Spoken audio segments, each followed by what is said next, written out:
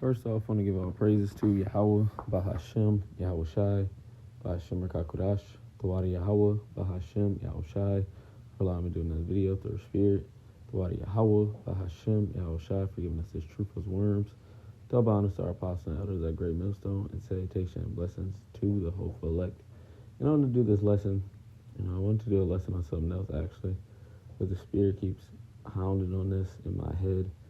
Brothers, have etiquette in this world. Have etiquette, have decorum, have, the things that we talked about at camp, this week, which I actually grabbed, the four virtues that our forefather King Solomon told us that we need, man. Have etiquette, man. Have decorum. Have some type of, nobilism, if that's a word, to yourself. The people of this world shouldn't look at us like a bunch of niggas. Yeah, they can. They can look at us like a bunch of niggas. But don't give them extra reasons to, if you will. Take care of yourself. Take care of your hair. Brush your teeth. Clean your clothes. Wash your clothes. Wash your ass. The Israelites were not some bum-ass people. We weren't. We have a chapters on certain clothing the priests were supposed to wear. Certain scents, certain smells. Take care of your fucking self, man. Clean yourself up. Have some decorum. Have some goddamn decorum. Let's get that word actually. Let's get the word etiquette and decorum. Let's get these two words.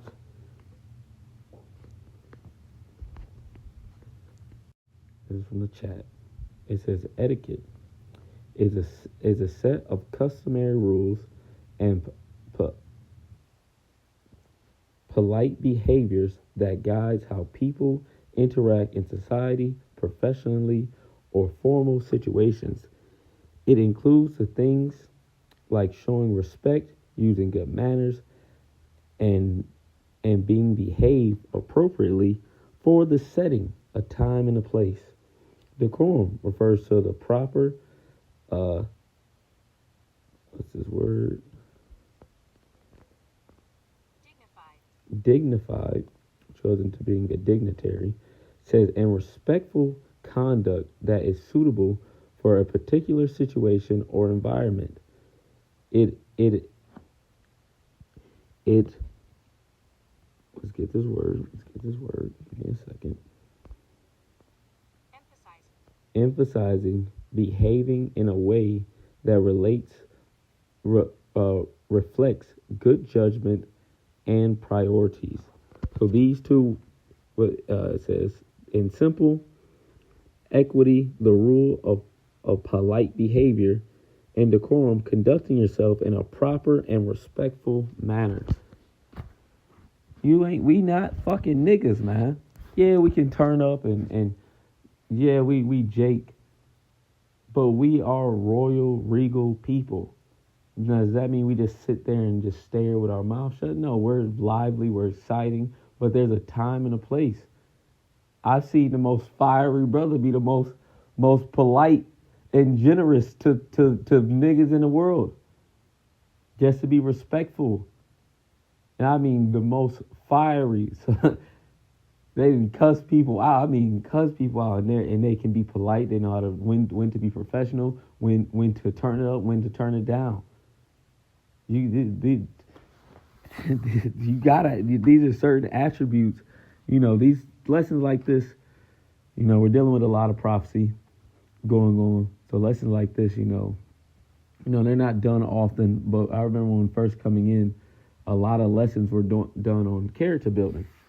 A lot of lessons were about building your character, and you can't forget to constantly work on your character, to constantly work on yourself, because those things are seen by Yahweh Bashim Al Shai. Also, it's a fight, man.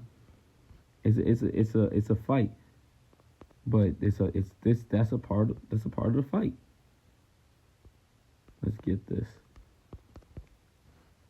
Let me get this real quick. Where's that? It's either 6 or 7.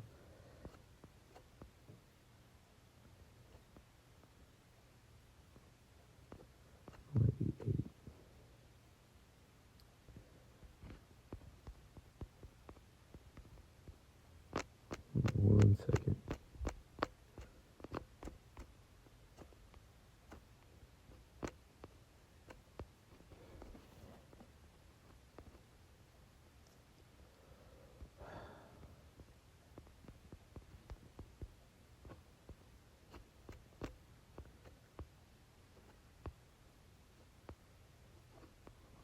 Why is this thing playing me like this?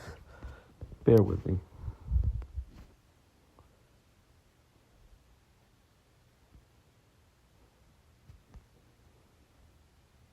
Okay. Wisdom of Solomon 8 and verse 7. This is Wisdom of Solomon 8 and verse 7. I'll start at 5. If riches be a possession to be desired in this life, what is richer than wisdom that worketh all things? If prudence works, who of all that is more cunning workman than she? And if a man love righteousness, for her labors are virtuous, for she teaches temperance and prudence, justice and fortitude, which are such things as men can have nothing more profitable in their life. Now let's get these. We looked up some of these on the chat this Saturday, so let's get it. It says, Wisdom of Solomon 8 and verse 7 reads, okay, just going to read it again, but it says, the verse is a biblical source for what became known as the four cardinal virtues. So this is where they get this in Western philosophy. It says four cardinal virtues in Western philosophy and theology. Here's each one. It says temperance. It says the virtue of moderation and self-restraint in it governs the appetite, food, drink, pleasures, desire, keeping them in proper balance. A temperate person does not swing to excuse or deflect exercises, measured self-constraint. Let's slide it. Okay, so that it doesn't have all of it. But you get the point. It's basically having self-control. Temperance. Let's get justice. It says justice. Oh no, here's the rest of it. Here's the rest of temperance. It says, but exercises measures self-control. It's the inner discipline that keeps passion from overriding sense. It keeps passion from overriding sense, because you can be passionate about something, but does it make sense to be passionate about that? Does this apply right now? It says prudence, often called the queen of the virtues because it governs the others. Prudence is particularly practically wisdom, the capacity to discern the right course of action in a given situation. This is going into having decorum, having equity. Don't forget about these qualities, man. Yes, there's a lot of prophecies going on, but yes, you still need to move through America. You still have to go to work every day. You can't be spazzing out or being seen slothful at your job because America is going to be destroyed. Absolutely not. Paul told us to work. The New Testament is a guidelines of how to live in the end of the captivity, because what was happening during Paul's time, the end of Rome was happening. They were living in the collapse of Rome, just like we're living in the collapse of America. It was preparing us to how to live at the end of this kingdom. It says it is not just abstract knowledge, but the ability to deliberate, will, and act according without period. It says without prudence, the other virtues have no direction. So you need prudence, justice. It says the virtue of giving to each what is properly owed to God, to neighbors, to community. It governs the relationship and social order. Justice, it isn't just legal fairness. It's a deep or it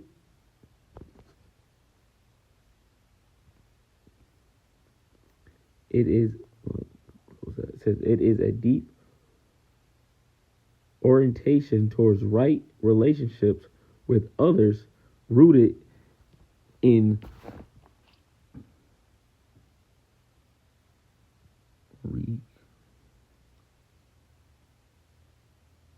recognizing the dignity and claims of the others, of those claims and those around you. Yeah, so it's teaching you how to move in the planet, how to treat people on the planet Earth. Look, man, we're not going to be beating the heathens upside the head every fucking day, and especially after the 1,000 years. If they don't follow the law, yes, there will be judgment, but the heathens are going to be living their little lives, trying to live righteously, and we're going to be governing over them. We're not going to be beating them upside the head every single day. We are a noble, righteous people, and you have to you try your best to hold to that. It says fortitude, also called courage. It is a virtue that it enables a person to endure hardship, face danger, and pursuits through difficulty without abandoning what is right. Yeah, it is not the absence of fear, but the capacity to act rightly in spite of fear or adversity. And you know who showed that very well? Of course, our Lord Yahweh Shai, but also the three holy children. They maintained their integrity and their belief in Yahweh Ba'Shem Yahweh Shai and their law and their customs in the face of the heathens before the king. And this is what they seen in us. Daniel 1 in verse 4, it says, this is Daniel 1 in verse 4, it says, and the king spake unto Aspenaz, the master of his eunuchs, that he should bring certain of the children of Israel and of the king's seed and of the princes, children in whom was no blemish, but well favored and skillful in all knowledge and cunning in all wisdom and cunning in knowledge and understanding, science, such as ability in them to stand in the king's palace, and whom they might teach the learning and the tongue of the Chaldees. So this is how the heathens, certain of them, of course, and this is all situational, because certain people are just going to look at you as a bitch ass nigga. That is what it is.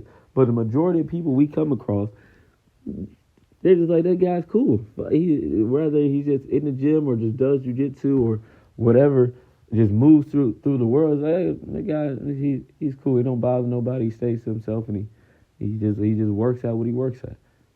We're to be blameless before the other nations. Now, of course, people are just gonna hate and people aren't gonna like you, of course, but you still move in the fear and the knowledge of Yahweh Ba'Shem Yahweh Shai. Moving in righteousness, even if somebody doesn't like you, that's fine. As long as you're moving righteous, that's all that matters. I want to get this. This is one of my favorites, oldie but goodie. This is Titus 1 and verse 7, and I'm going to close. It says, this is Titus 2 and verse 7. Verse 6 says, young men likewise exhort to be sober-minded in all things, showing thyself a pattern of good works, in doctrine showing uncorruptness, gravity, sincerity, sound speech that cannot be condemned, that he that is of the contrary part may be ashamed, having no evil thing to say of you. Which is who? The people in the world. The people in the world really shouldn't have anything evil to say of you. Yes, there's haters. Yes, there's Edomites that are racist. Yes, there's these such things. But if you move like this, majority of people aren't going to have anything to say against you. Moving in the spirit and power of Yahweh Ba'Shem Yahweh Shai, uncorruptness, gravity, sincerity, sound speech that cannot be condemned. Now, that doesn't mean go tell somebody that I hate sodomites and they should be put to death. No. That's not what this is talking about. I mean, even at camp, it's not even necessary to say that. Sometimes it comes out, but it is what it is. But there's the main point is have some goddamn decorum, man. We are not a bunch of fucking animals. We are not these niggas in the world. So that was it, man. Carry yourself, man. Carry yourself with some regalness, with some royalty behind it.